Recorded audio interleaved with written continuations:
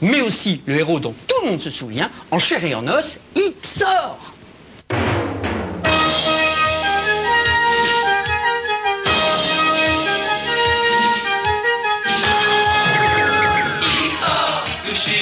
Shérif de l'espace, Ixor, son domaine, c'est notre galaxie.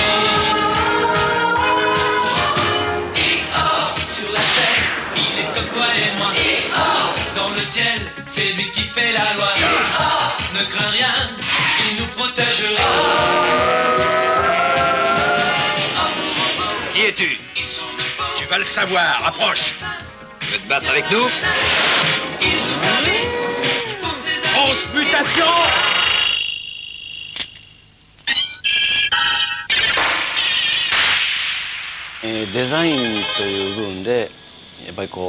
Ixor était le premier des Metal Heroes, ces super-héros japonais faits de métal.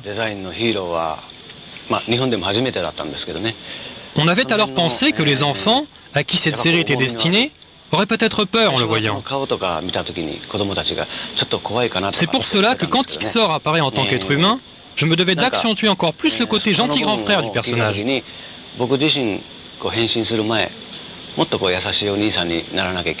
Il fallait que non seulement les enfants, mais tout le monde en général puisse prendre du plaisir à regarder un tel programme.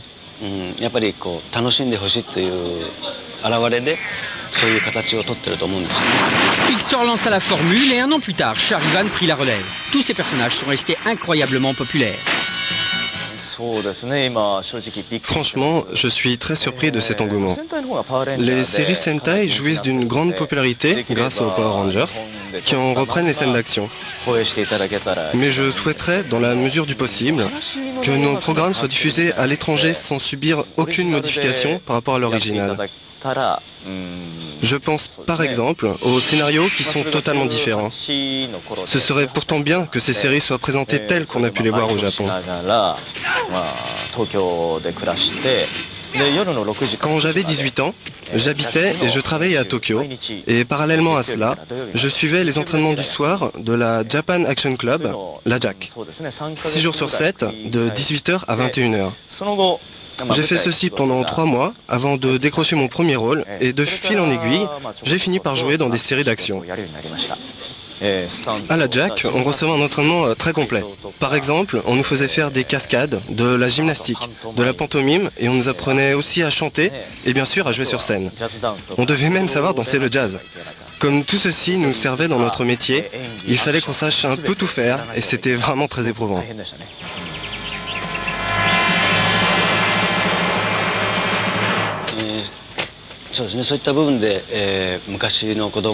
J'ai commencé par jouer des rôles costumés dans des séries de super-héros pour enfants antérieures à Ixor, et je faisais aussi beaucoup de cascades à l'époque. C'est alors que les personnes travaillant sur ce genre de série se sont intéressées à moi, à mon jeu d'acteur et à mes capacités à effectuer des cascades. Je me sentais capable de mettre mon talent à la fois au service de l'action et du jeu d'acteur proprement dit.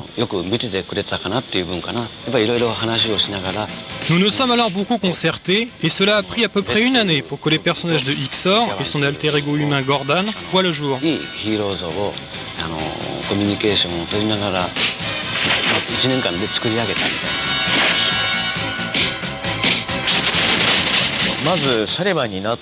y a eu 2 personnes qui m'ont beaucoup aidé à décrocher le rôle de Charivan. Tout d'abord, mon mentor Ixor, je veux parler de Kenji Oba, avec qui je travaillais à la JAC et qui était mon aîné. Puis il y a eu Sonny Chiba, le patron de la JAC, dont j'ai été l'assistant pendant environ 1 an.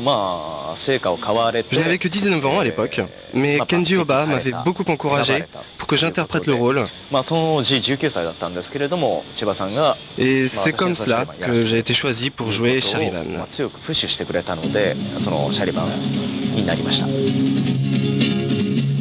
Tous ces héros de métal ont un ancêtre. Lors des années 70, c'est Spectreman qui a établi la popularité des super-héros à la télévision japonaise.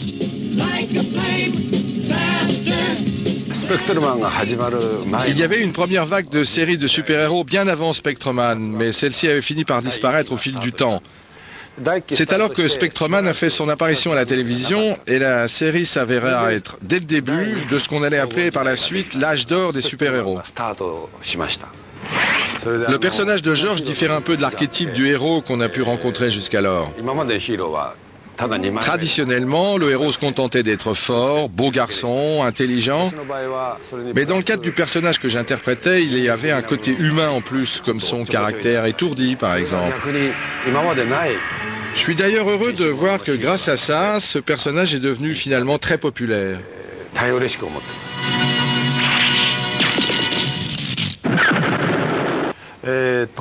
Il m'est arrivé au cours de la série de modifier le scénario après en avoir discuté avec le réalisateur. Dans la mesure où beaucoup de gens allaient regarder la série, il nous arrivait de nous dire de temps en temps « Ah là, ce passage est trop violent » ou alors « Là, on est allé trop loin ». Et nous effectuons donc parfois quelques corrections après nous être concertés. Je pense qu'un acteur n'est pas un simple robot aux ordres du réalisateur, mais plutôt une personne avec ses idées, ses propres opinions, et qui doit s'impliquer dans l'élaboration de la série au-delà de son simple rôle. Il doit pouvoir discuter avec le réalisateur et donner son avis sur tel ou tel point.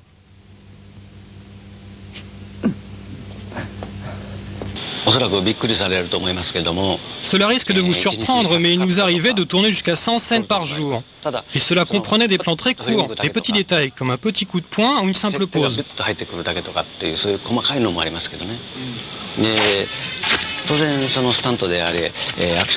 L'idéal serait que les cascadeurs puissent aussi interpréter les versions humaines de leurs personnages de super-héros, mais cela n'est pas forcément possible pour eux, ou bien leur faciès ne correspond pas bien au personnage à jouer.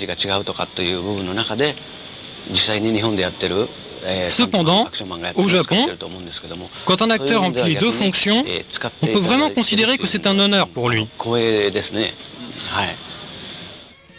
Déjà obligé de ne jouer qu'une partie de son personnage, laissant donc de côté le rôle de robot, les acteurs des séries japonaises sont en outre souvent accusés de jouer de façon outrancière. Un jeu qui se rapproche plus du traditionnel théâtre kabuki que de la télé moderne.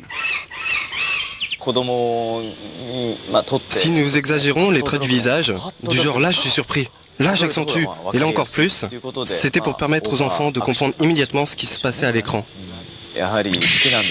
Bien sûr, j'aime ces séries et je m'amuse en les tournant. Et tant que j'en serai encore physiquement capable, je continuerai à en faire.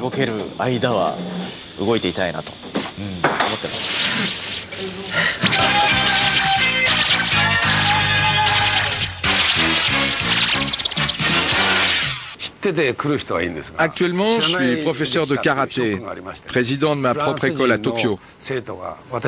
En général, la plupart de mes élèves savent que j'ai été l'acteur principal de Spectreman avant de fréquenter mes cours, mais il arrive aussi que les gens le découvrent par la suite. J'ai beaucoup d'étudiants qui viennent des quatre coins du monde, comme de la France, du Brésil ou de la Côte d'Ivoire, qui adoraient Spectreman et qui ont été surpris d'apprendre que c'était moi, en fait, Spectreman.